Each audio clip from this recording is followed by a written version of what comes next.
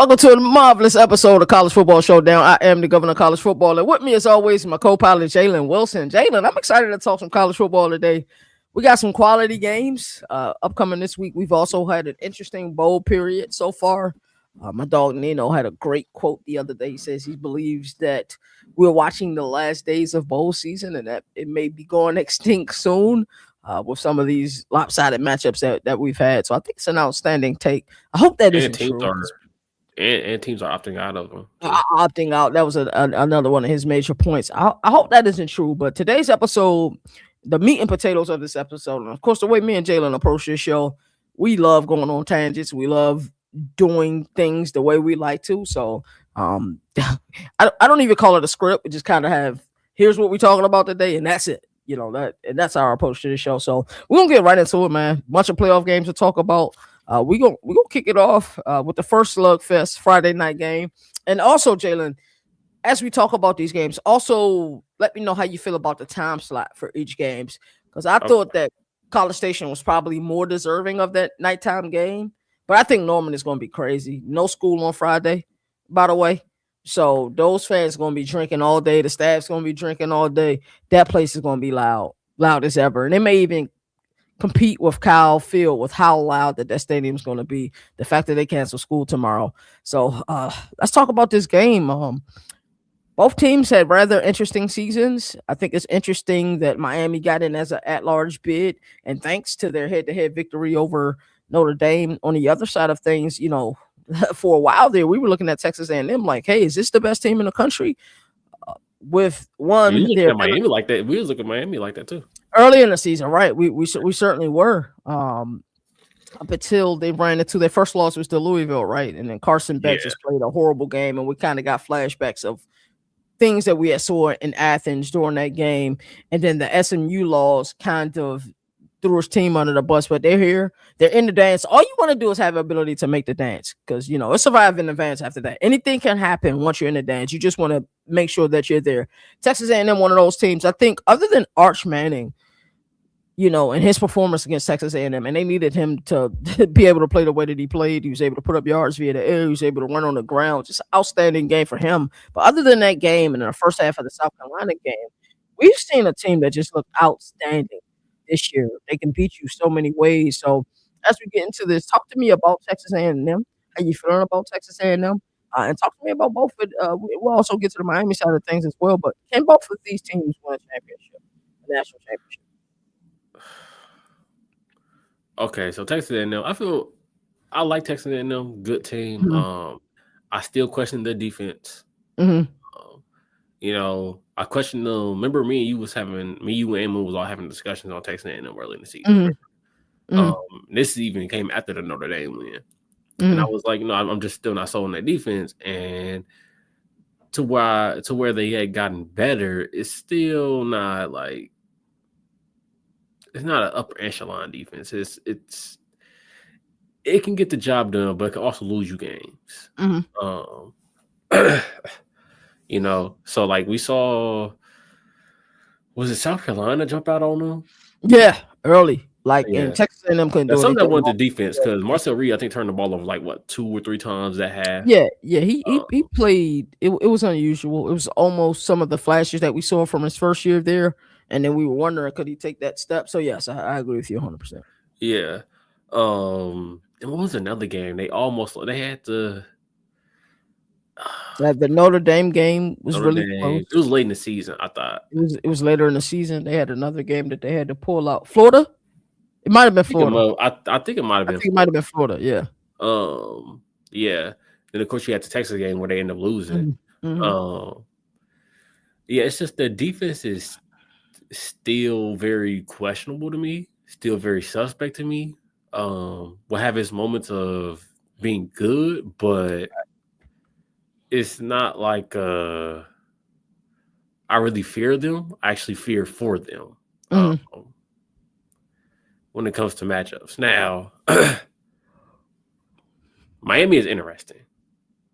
Mm-hmm. Why? Because Miami has a quarterback that can be prone to turn over the ball.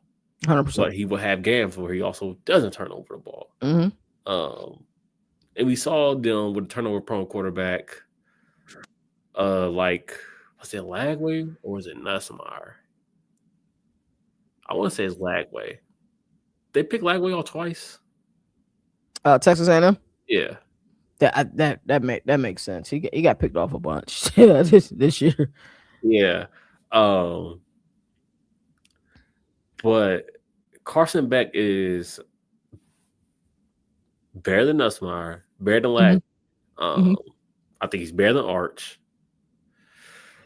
What's some other quarterbacks they've seen? Not better than CJ Carr. I'm just throw that out there. You said who isn't better than CJ Carr? Carson Beck. Okay. But Beck, he has the ability to he can beat you. And when he's on, he's on. When 100%. he's off, he's off.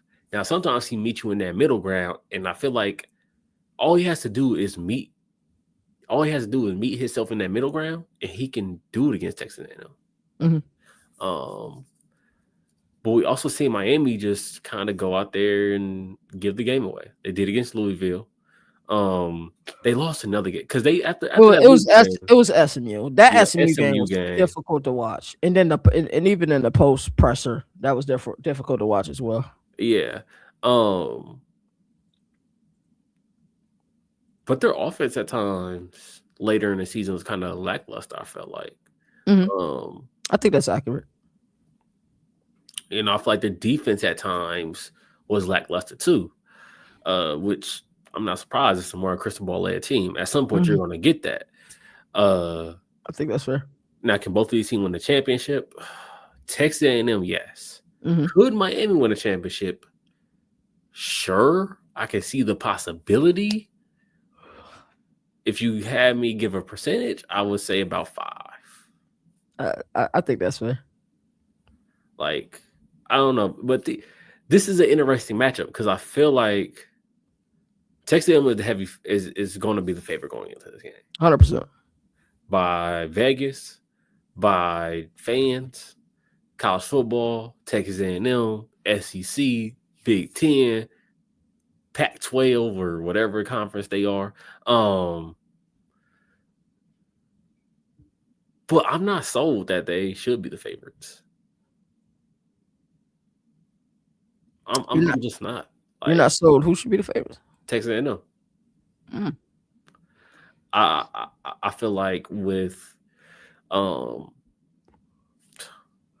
Malachi Tony, I feel like Carson Beck will give you really stretch the field. Yeah, I feel like Carson Beck will really give you a good game.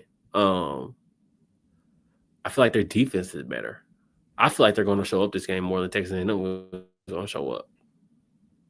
And I feel like Marcel Reed might have another 2 turnover game. Let me ask you this. So the concern for Texas A&M, is it Colin Klein related because he's not calling plays, or is it you just didn't like some of their play down the stretch?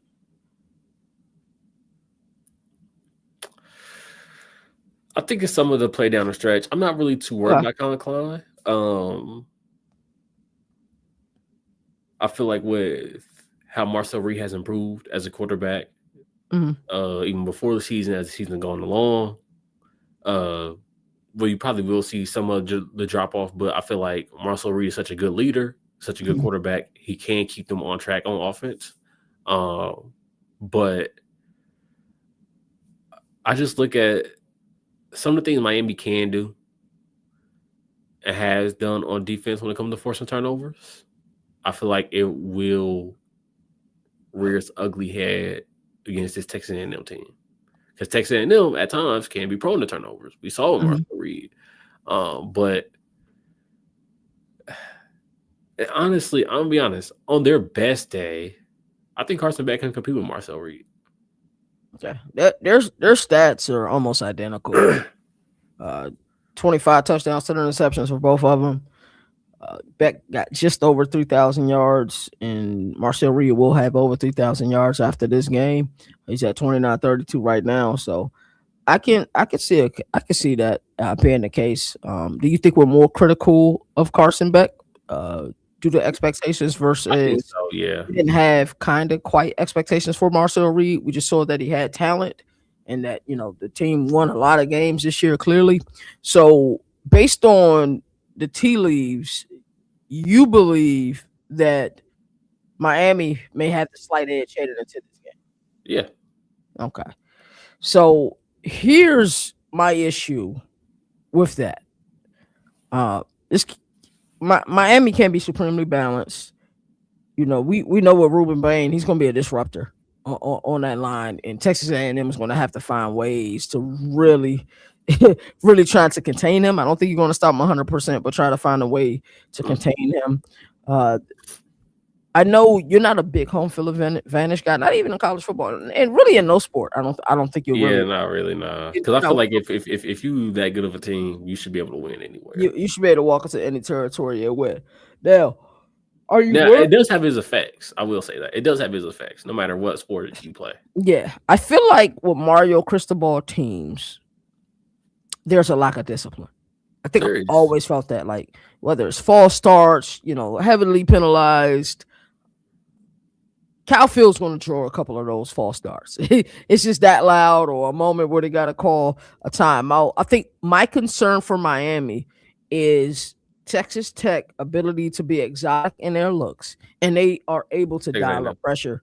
Texas A&M and they have the ability to dial up pressure, and I think we know what happens to Carson Beck once you start to hit him a little bit. I also kind of worry Texas A&M was a little more fast on offense than Miami. Yeah, that they are, and then worries me.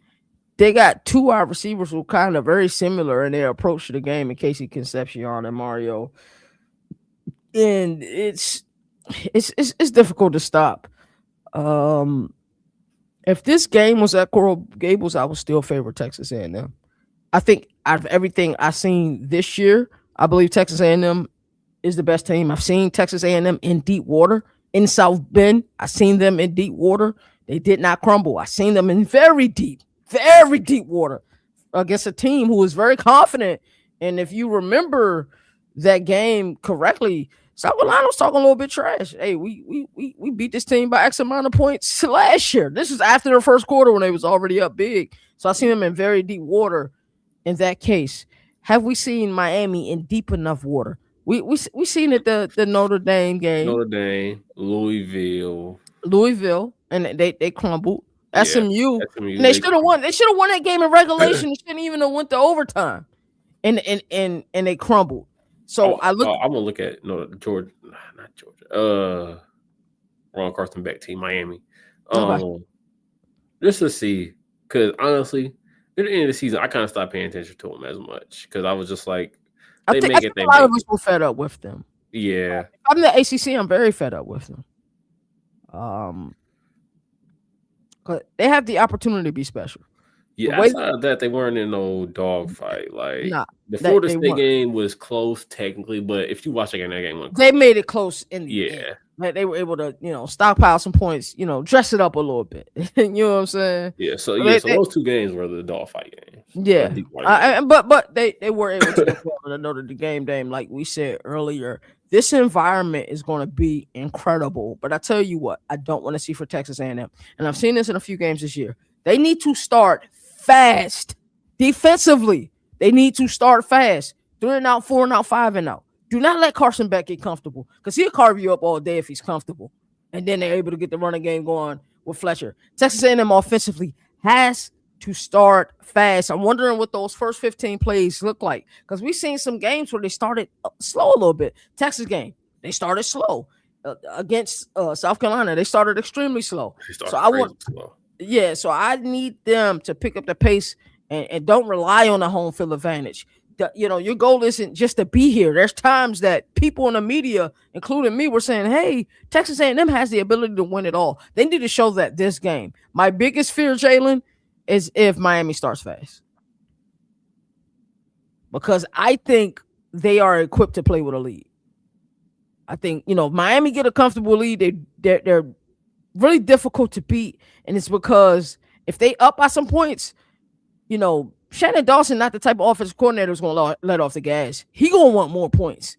You know what I'm saying? He ain't comfortable with, oh, man, we up 10, we up 14, we cool. Like, nah, he going to want more points. He's going to dial up even more play action and opportunities for Malachi Tony to make plays down the field. So That's my fear in this game. So I can see why you have your perspective of, hey, I think Miami does have the opportunity to win this game.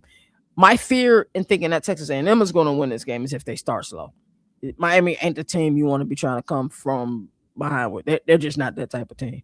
They get a lead, they're going to keep that lead. So you got Miami in this one. I got Texas A&M. My apologies. I realized earlier in the segment I went out of order.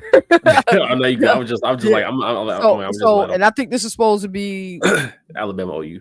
Yeah, so we're gonna say Alabama OU for last. I think this is the one we said. So I went complete last order. So let's go ahead and move along and talk about this. Let me pull up these notes real quick. Let's talk about the Ole Miss and Tulane game. We keep it gully like that. So this is a game we seen in September, right? How you feeling about this team? How you feeling about this the state of the program right now?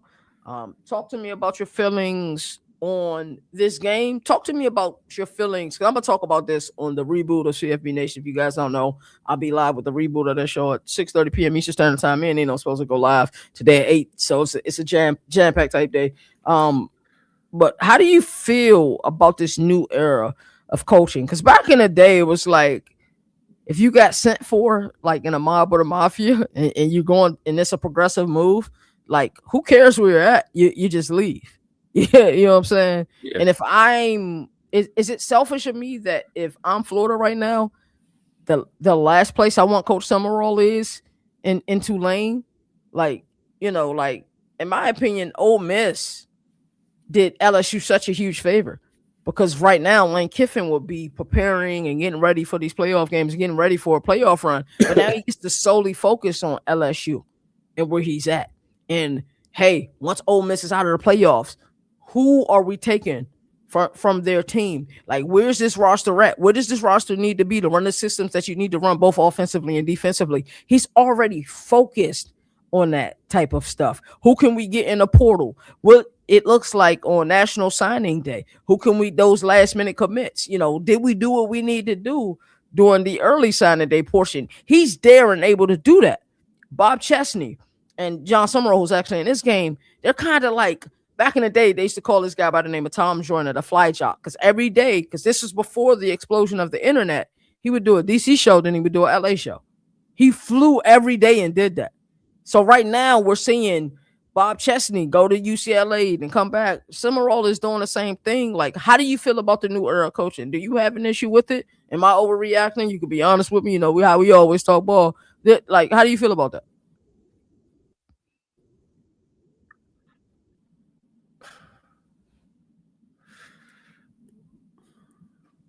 I mean, I don't think you're overreacting. Mm-hmm. Like, I just think college football, it is what it is now. Mm-hmm. It's kind of all over the place. We don't really know what's going on. We do, but we don't. Mm-hmm. Now coaches do what they want to do. Players do what they want to do.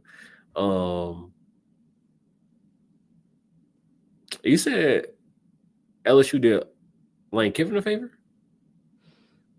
I said Ole Miss did LSU a favor by not allowing Lane Kiffin to coach. Flying from New York to LA every day is crazy. If they move the transfer portal window outside the playoff window, this doesn't happen. Wow. How do you feel about that? Excellent take, Thomas Watson. He said flying from New York to LA every day is crazy. If they move the transfer portal window outside of the playoff window, this doesn't happen. How do you feel about that? I think that's an outstanding take. Yeah, I feel like it is too. Wait, so does that mean the portal happens after the? Yeah. I mean, that's when it happens officially. But it's tough to do because you gotta enroll for classes. Yeah, it's so many. That's the point right there. That's why it is difficult to do. And I know you know with your job, at the university that you work at, I know you know all about that, 100%. So, getting to this game. I know I've talked to a few people about this game, and a few people feel like Tulane has a legitimate shot of winning this game. I wanted to get really, yeah. and I'm surprised you're not there because I know how you feel I'm about not. Pete Golden. But I'm Pete I'm not Gold. there either. I think this game is going like they seem happy that Pete Golden was hired to be there. But the key is their offense still remains the same. And I think we may see Trinidad Shambliss put up numbers. I think the night game in Austin has an ability to be closer game than this one. I think you talking about in Mississippi, Oxford is going to be crazy. And I don't know. You think the game could be close? You think Tulane has an opportunity to keep it within 14 points? I mean, it was 45-10 Yeah. early in the season. Like, I mean, ain't much change besides coaching. Mm-hmm. Maybe have players left already? Some players left already for the portal, or yeah, I believe so. That naturally happens for every team. yeah. Like, and for most teams, it's guys deaf, but they're trying to get out there before some of these teams that are in the playoff, and some of these guys really get into the portal. So they try to make a name for themselves. But we're gonna have a serious withdrawal problem, and I don't think college football is ready for it. Yeah, but I don't. Like, I honestly don't see a world where this game is close. I guess some people want a close college football game. How people are like, oh yeah, Lane Kiffin is there, Pete Golden is there. Like, I don't think much has really changed with Ole Miss. I'm gonna be honest. This game is gonna be one of them games where I might hop on the game instead of watching. Like, I might be like, yeah. Oh, yeah, let me check the score. Oh yeah, this is 14, definitely a 2K in college football type game where all right, I got dual monitors. I'm watching, but I'm playing 2K in Pro Am. You know what I'm saying? Shout out to Jalen. Jalen been hooping with us lately. He been going crazy too, man. So yeah, I don't think this one is close. Now, and that's what gets back to my original point that these coaches who are wearing two hats right now and it's really like 1.5. They're just prepping their team. And I know John, Coach Summerall did do a good deed. He donated $100,000 out of his own money to help with their coaching search. Like that. I'm not doing that. You're crazy. Yeah, he wasn't there long enough. I can see if he did it at Troy, but he wasn't there long enough either. Like, you know what I'm saying? Like, what's the point of doing that? Right? Hey, kids, I got a question. Yeah. Let's say Ole Miss was to win national championship. If you're the AD, do you give Lane Kiffin a ring? Yes. I don't. Yes. Actually, you know what? I record a video. Me having Lane Kiffin ring and I'm throwing it in the lake. Oh man, that's crazy. He gets a ring. Because they're without Lane Kiffin, half of those players aren't on the team. Without Lane Kiffin, who would have the audacity to start, even after injury, to start Trinidad Shambliss over Austin Simmons? You remember the preseason hype Austin Simmons was getting? Yeah. Because I remember it, right? And then I remember you and I having a conversation like, yo, Trinidad Shambliss is look really good. You think he'll start over Austin Simmons? Like, I always talk about the movie The Program because that's my favorite football movie ever. And it seemed like what Ole Miss PR was trying to do with Austin Simmons, it's like what they was doing with the quarterback Kane and, the movie The Program. Kane is able, right? You know what I'm saying? Like, that was the Heisman push for him. That was their huge rollout. Kane is able, like, and if you pay attention to that movie, like, he's just one of those dudes who just had like social anxieties, and that wasn't even a thing back then, but you could just tell it by watching the movie. And then I feel like that's what Ole Miss was trying to do for Austin Simmons, and then here comes Trinidad Shambliss. So, in my opinion, he deserves a ring. Now, will he be invited to the ceremony? No, but Lane Kiffin does what the hell he wants. So hopefully he just pull up to the damn ceremony and say, F you, tell me I can't come inside of here. Or, I might just ship it to a random university, be like, that's probably going to be your next job anyways. Alrighty, so Thomas Watson, shout out to you, brother. I love a lot of the commentary you've had today. I got a ring in college, not quite football. It was bowling, but everyone on the staff got a ring. Some guys didn't travel to nationals, still got a ring. If they contributed to the team, they earned it. I agree with that 100%. And keep the comments coming. Jalen and I love talking to people in the chat. Keep the comments coming. You want to interrupt us? You got a question? I'm an AD. I'm just a salty dude. You salty. I don't blame him. I think Ole Miss AD really did everything he needed to do. There's no way. I'm enjoying y'all. Hey man, absolutely. Thanks for making the day better. Hey, that's what we here for, brother. You know what I'm saying? Like I said, keep them coming. We love talking to everybody, man. So, but I'm with you, Jalen. Yeah, there's a little bit of saltiness to it, but I think he already handled the situation. Dude, you're not coaching here in the playoffs. You don't get to slice your cake and eat it too, partner. Like you made your decision. Take your, you know what, the Baton Rouge. You know what I'm saying? Thank you for everything you did. Did you help propel the program? Yes. Yeah. But you had the opportunity to win a national championship this year with us, and you decided to go elsewhere. I think he already put his foot down, but it'll be in the mail. He won't be invited to the party or the ceremony. They'll mail him that junk. You know what I'm saying? Yeah. So we both got Ole Miss for this game. Yeah, we both got Ole Miss for this game, so we can move right on to the next one, which is now we'll go with Alabama, OU. Tell me your feelings about this game early on. I don't want to even introduce the game because I kind of want to get your idea and your thoughts about the game before I started a slugfest earlier. It wasn't really a slugfest. It was more like a butt whipping whenever these two teams met because I don't know. I just don't like Alabama like right now. Like, and I don't think people understand. Like historically, you've always been like very consistent with your stance with Bama. Yeah. Like, you know what I'm saying? You would pick them and stuff like that. So I guess I have to ask a question and put you on the hot seat, brother. Like, is your feeling about Bama? Is it the roster construction? Is it Kalen DeBoer? Is it something missing? Is it Ryan Grubb? Like, what is it that has you feeling this way? Because this is the same Bama team we seen get exposed August 31st in Tallahassee versus Florida State, but it's also the very same team who went into Athens and left out with a win, which is almost next to impossible to do, even though Ole Miss almost did it as well this year, but they were able to complete the job. So, yeah, I mean, like, how do you feel about Bama, and why do we have Bama fatigue? What is it? Is it the years that Nick Saban had success? I'm just throwing darts at the board now. Like, I'm just trying to figure out why do we all of a sudden have Bama fatigue? Well, I don't have Bama fatigue. I got Kalen DeBoer fatigue because I'm tired of him. Whoa. I mean, I've been told you this. I don't feel like Kalen DeBoer was really the guy. I feel like he was the last option. Is there ever a guy for that job? Other than the kid up in the Pacific Northwest, because he ain't going nowhere.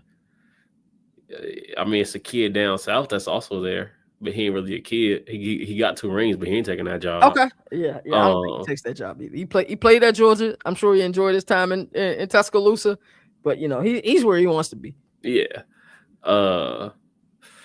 There's almost nobody you can find for that job. Like, but I'm gonna be honest, like Kalen DeBoer, he's a good coach, but I get his record against top 25 opponents or top 10 opponents, so it was really that good until weeks when he lost to Oklahoma and lost to what he said 2 years ago. He says 2 years ago.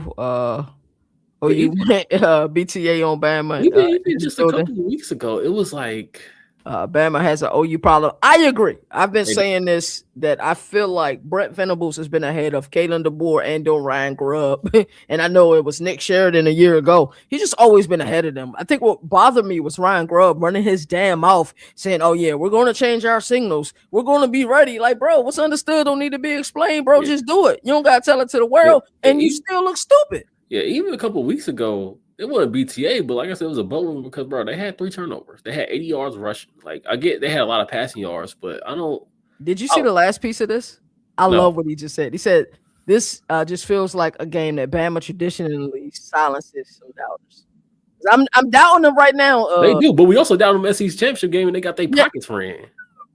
Dude, that was definitely a B2A type of game. So, for me, I think it's the aesthetics. Actually, Brent Venables always been ahead of Alabama. Not always, but damn, you went there at times. I'm about to say you just went there. You taking it back to the Clemson days. Okay. Yeah. He's kind of been on pace with Alabama. Now he kind of getting ahead of them because they got less of a coach there. But Jalen's spicy today. Yeah, what's wrong? Yeah. Yeah, but with Alabama, like I said, that's not Bama fatigue. It's the fact that they don't have Nick Saban there. They don't have the roster construction. So yeah, you're right. It is the roster construction.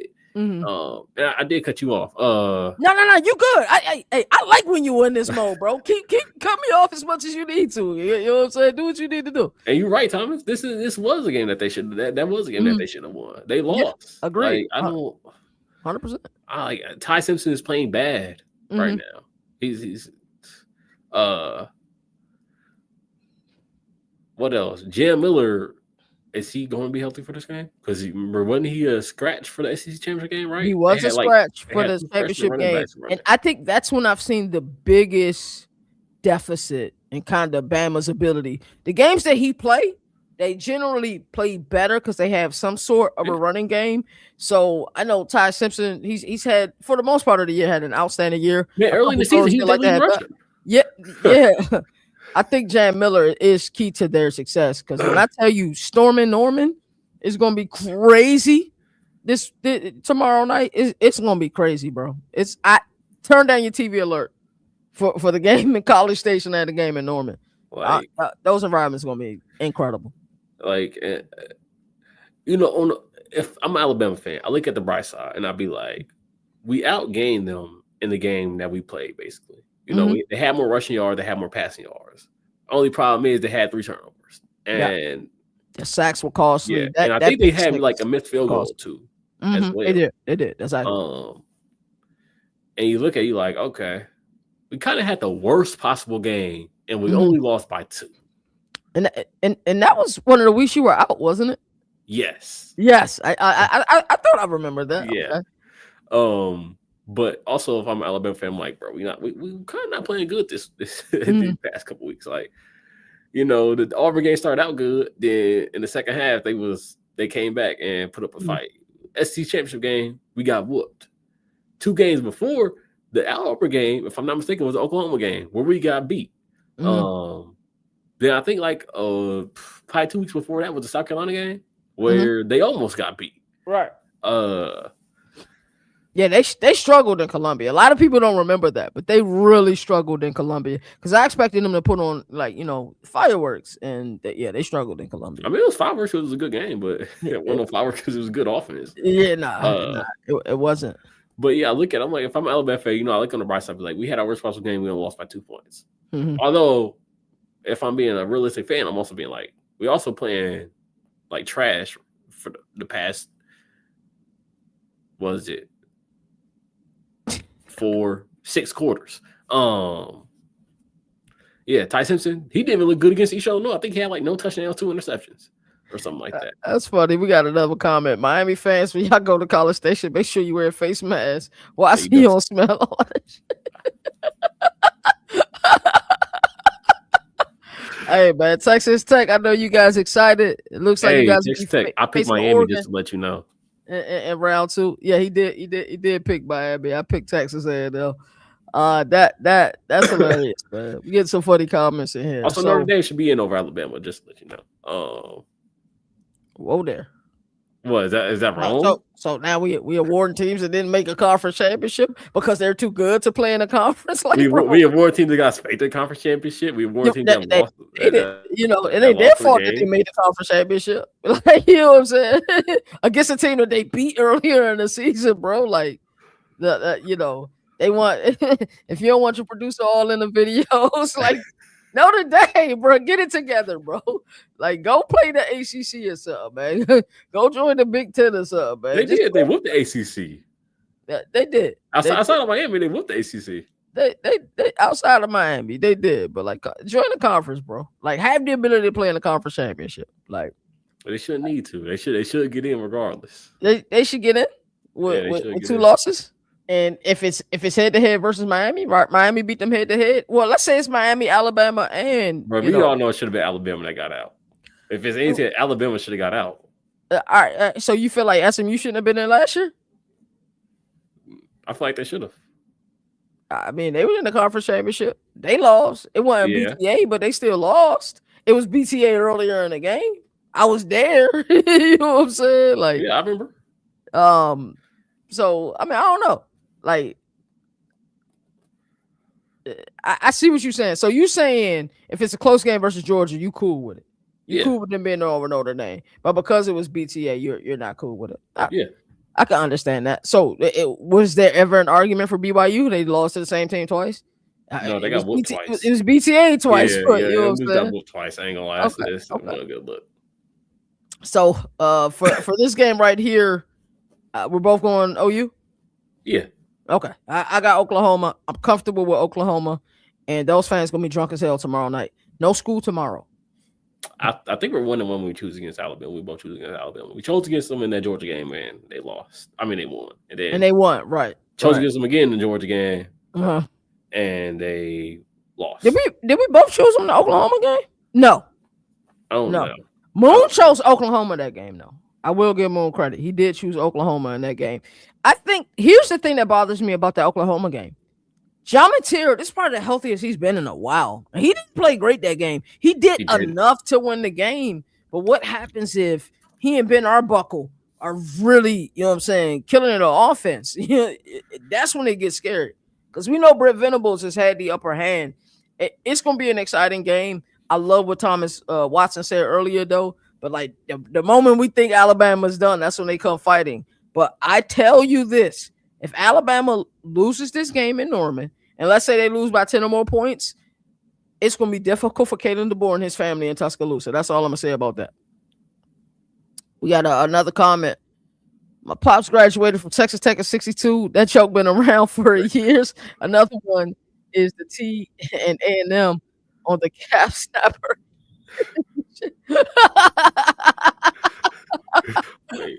Hey, bro, I didn't know it was that real. That's hilarious, man. I love to hear some of those Texas A&M joke, man. It'll be dope. They could theoretically meet. It'll be in the championship, right? Because I think Texas Tech is at the top of the yeah. That would be dope. That would be super dope. All right, we got one more game to discuss. We got this game in Autzen to talk about. You know what's funny, Jalen? What? I believe that game is going to be closer than the Ole Miss Tulane game. Same, but I don't know how much closer. Yeah. I'm not saying Oregon wins by a touchdown, but JMU does have a really good defense. They just haven't played anybody but Washington State. Yeah, but I feel like the way Oregon has showed up against inferior opponents, like they're not like one of them teams that's like, oh yeah, let's let them. Mm-hmm. Their coach is the best motivator in all of college football. They're going to show up. They don't care whoever they're scheduled against. They're going to show up. Will Stein's coaching, right? And Tosh Lupoy. That's a great question. I think they both are because both of them got hired somewhere, right? Yeah. Lupoy at Cal. Yeah. I'm not happy with that. Nothing against Tosh Lupoy. He's done an outstanding job. Remember, people wanted him gone after his first year. I wanted him gone after first 2 years. So I just don't believe Justin Wilcox should have got fired. And it's the same thing with Mark Stoops. Now, if the program decides to invest the money that it's going to cost to play, it's pay for play in all of the conferences, especially in the SEC. They got to be willing to put more money behind this team. Look at the offensive coordinators at Kentucky the last few years, and some of their best players, like they lost Barry and Brown via the portal. That Mark Stoops firing was stupid. I ain't gonna lie. I don't like it. That shit frustrated me. Excuse my French. It really did, because he took a program that was just a basketball school. Like, I've had conversations with Kentucky fans. It's like, yo, we've been the laughing stock for a very long time. They say Stoops made us respectable. Like, you know what I'm saying? And it's like it was frustrating. It has nothing to do with Will Stein. It's just frustrating that man was fired and he given so much to that program. Yeah, it's like Duke football firing great coach name. Manny Diaz. Yeah, Manny Diaz. It's like them firing Manny Diaz after. Yeah, they just won an ACC championship, bro. Yeah, like, and with that 8-5 now, got the possibility to go 9-5 after the bowl game. I think they went. Where they go last year? Was it 9-4 last year? They went. I think it was 8-5. Was it 8-5? So back-to-back years, Manny Diaz has been able to put it together. It's crazy that they won an ACC. Sorry to break it to you, Kentucky, but you'll all be a basketball school. Yeah, that's a fact. Ain't my fault. Mark Pope was out here sticking it up in basketball. Whoa. Alabama over Oklahoma upset. Tulane over Ole Miss. You know what's funny, old Texas Tech man? That's not the first time I've heard that. Some people are really respecting this round who also believe that this can be a critical game for Ole Miss. If that does happen, bro, you got to come see us. We're typically live on Mondays. I'll be going live on this channel on Sundays, Tuesdays, and Thursdays now. And then this show was live every Thursday at 2 p.m. Eastern Standard Time. So if that happened, you got to come back, and we'll definitely shout you out. We also might do a late show this Saturday, maybe, if we got that'll be dope. 3 big games. I'm game for that. I'm also game if you want to go live and do an instant reaction So Oklahoma versus Texas Tech. Don't know what you got going on. You're a social butterfly, bro. Like, you know what I'm saying? I be in the house. I live like I'm 66, man. You a social butterfly. You be outside, bro. I don't got nothing playing right now. So right now. But watch something pop up, bro. You know what I'm saying? But I'll stand the show, bro. Anything else you want to add? Anything that's caught your eye in college football recently? Anything on your mind? I don't know, really. I seen Prebula into the portal earlier. I did see that. He needs a coach that's gonna coach him difficultly. You know what I'm saying? But also love on him. You remember that Alabama game when he was just pacing up the sideline? Like, somebody need to grab him. Like, yo, it's okay. It was like after a bad interception. Like, it was still an opportunity to get the ball back. It reminded me of that Jackson Dart moment. Remember against Florida?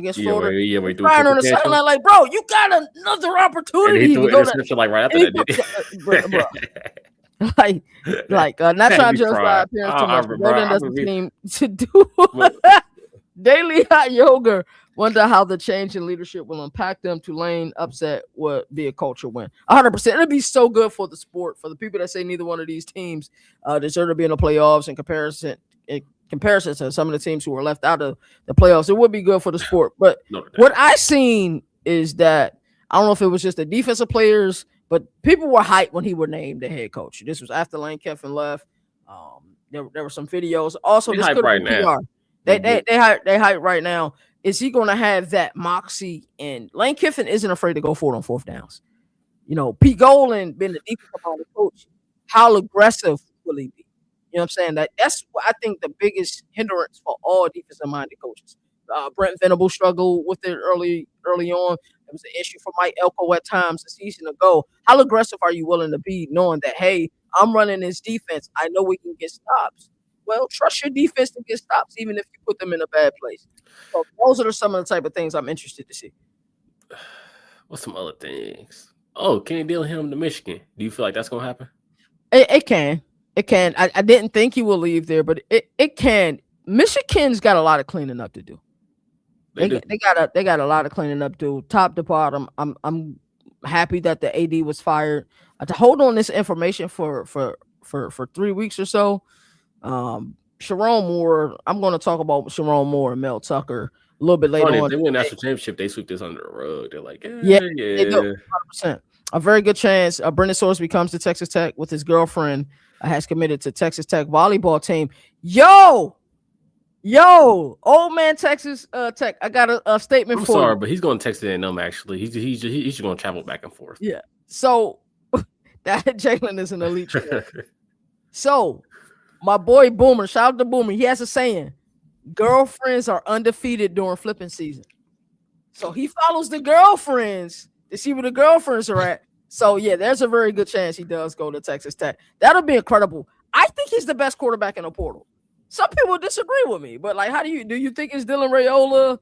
Do you think it's Lagway? Who do you think is the best quarterback in the portal, Jalen?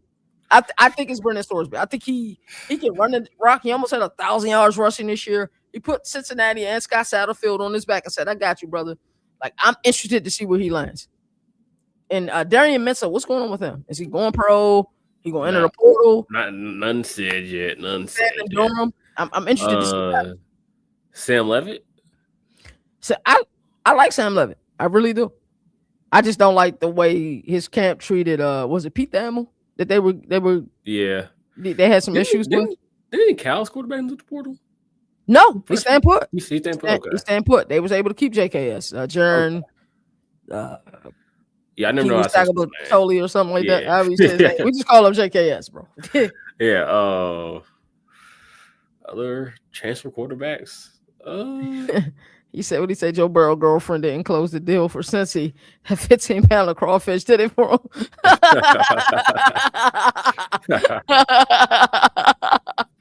I'll tell you, man. I don't know. The portal been interesting. Yeah. Did you see whatchamacallit? Caden Hauser. He wanted he denied $1.4 million. Really? Yeah. From where? Well, at least got the rumors. They said ECU? Yeah. Where did they get that type of money from? In Greenville, North Carolina. Hold on, where did they get 4 million? Where did they get 4 million from, bro? I think it was ECU. Was it? They sent it to me like 2 days ago. They're offering to, what is it, like January 2nd that it officially opens? It officially opens. Boy, it opened whenever it opened. Like, damn, that's wild, bro. Yeah, I don't know. College football just been cool. Ain't really much been going on for. Have you seen that like Josh Pate has entered his like 50 Cent era, bro? What you mean? And he has been like king of petty right now, bro. And I'm loving it, young. Like people are like just shaming him right now for a lot of his takes we had earlier. Yo, if you do this long enough, you're gonna have bad takes. Yeah. Like, from his quarterback rankings to some like preseason poll, like my dream was horrible, bro. I had DJ Lagway in my Heisman finalist. Yeah, bro, me too. His ass was out of it after his second interception. Against LSU. Never against LSU. Just after his second interception. Yeah, just after the second interception. So so what he's been doing is like he'll screenshot of somebody talking crap about him, but they follow him, or like he'll go and find somebody's like, hey, man, Josh Pate really knows ball, and like them agreeing with something that he did, but them like shaming him now. Like, bro, like he's just like, you gotta go look at his Twitter. He's on one hell of a run right now. 50 Cent of college football right now. Yeah, I don't blame him, bro. Like the disrespect has got to stop, bro. They call Josh Pate. What bro say? He said Josh Pate, Joe Klatt, and Kirk Herbstreit are the villains of college football, bro. I guess some way, shape, or form. Yeah. I mean, I don't know. I'm a fan of all three, so you know what I'm saying. Like, I don't know. I think if you're looking for villains in college football, you're probably gonna find them at the coach level. You know what I'm saying? Of course, and at the AD level, there's always some people you may not like, or with politics. So yeah, or if you like Kalen DeBoer, like Yeah, he said Herbstreit. I can see JP tells it like it is, right? I don't understand that, bro. But as I always like to say, there are no more victories in the sport that survive in the fans. That's why college football has the greatest regular season. Until next time, I'll be live tonight at 6:30 p.m. Eastern Standard. On this channel, right? On this channel, yeah, not my channel as I am usually. And then also we should be going live at 8:15. Don't hold me to the 8:15 one. I'll definitely be live at 6:30 p.m. Eastern Standard Time. Old Texas Tech man, appreciate your time, brother. Thomas Watson, appreciate. Texas A&M better. Texas A&M better. Thomas Watson, I appreciate y'all time, man. Feel free anytime we live to join the show. We can talk about whatever y'all want to talk about, man. You all take care.